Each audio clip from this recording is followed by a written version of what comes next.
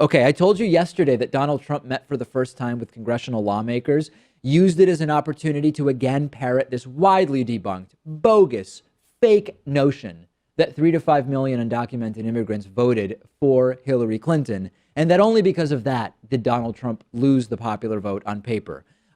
Number of investigations into this, mostly Republican secretaries of state around the United States have said, no, we have no evidence of this voter fraud that Donald Trump is talking about.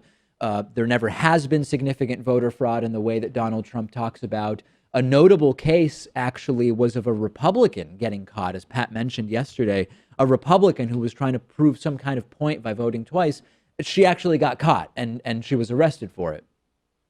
Trump press secretary Sean Spicer was asked to justify what Donald Trump said. He was completely unable to. Check out this non-defense when he was asked for evidence. The president does believe that. He has stated that before. I think he stated his concerns of voter fraud and people voting illegally during the campaign. And he continues to maintain that belief based on studies and evidence that people have presented to him. But exactly what evidence? Speaker Ryan today said there's no evidence. The National Association of Secretaries of State say that they don't agree with the president's assessment. What evidence do you have? As I said, I think the president has believed that for a while based on studies and information he has.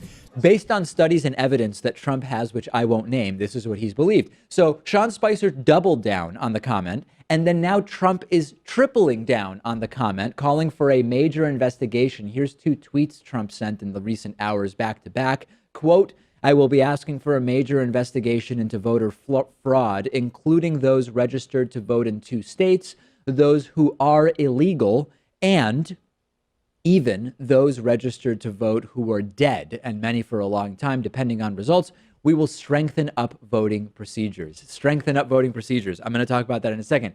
Hey, what about fiscal conservatism, Pat? A major investigation into something that's been looked into countless times already.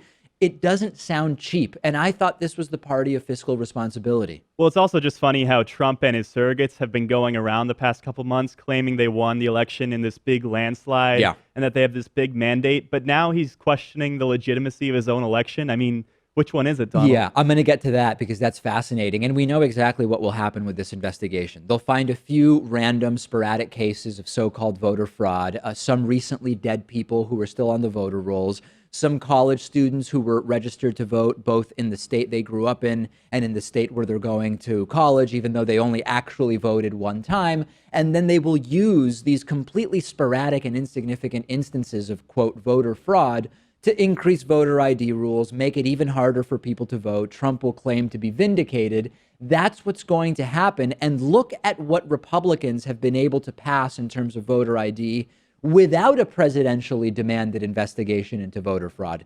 Even if the investigation turns up 10 instances of so-called voter fraud, double registrations or dead people on the rolls, etc., it will be used to justify more restrictions. And who will be hurt by that, Pat?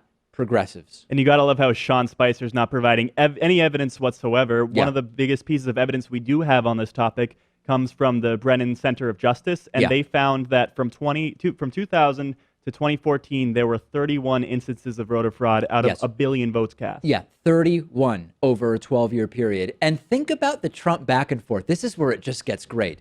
Before the election, Donald Trump saying, hey, the election is rigged. This is a rigged election. Then Donald Trump wins the election. Donald Trump says the election was not rigged. I'm a legitimate president. He then finds out that his popular vote deficit has been growing and growing and growing to nearly 3 million votes. Now it's rigged again, where 3 to 5 million undocumented immigrants voted. Oh, but Russia was accused of hacking the election. Russia influenced the result. Trump goes back to, nope, not rigged. I won fair and square. It's all good. Then he gets inaugurated and people see him as illegitimate. And there's a number of insiders who are saying Trump's really panicking because he sees that many voters see him as illegitimate. Now the election's back to rigged according to Donald Trump because of these 3 to 5 million non-existent votes by undocumented immigrants.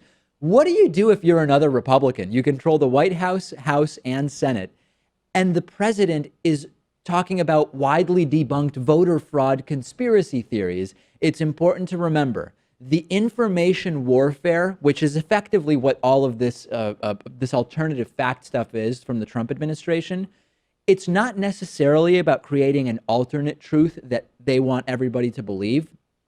It's about eroding the average person's ability to know what's truth and what's propaganda. It's not propaganda in the sense that if the average person doesn't know what to trust, it's all possible. And that is really the underlying damage that this entire alternative fact, repeating widely debunked and provably false narratives, that's the danger of that. Send me your thoughts. I'm on Twitter at @Pakman. Today's show is brought to you by GoDaddy, where you can buy your own domain name, build a website, or use any of GoDaddy's business tools. You can save 30% at trygodaddy.com/David.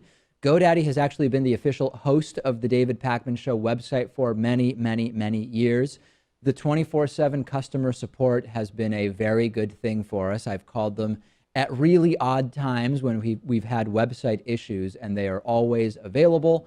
They are the largest domain registrar, and whether you have a new idea, you're an established business, you're creating a personal website, or moving your large enterprise site over to GoDaddy, they can do it all. 13 million customers. Try it and get 30% off at trygodaddy.com/David.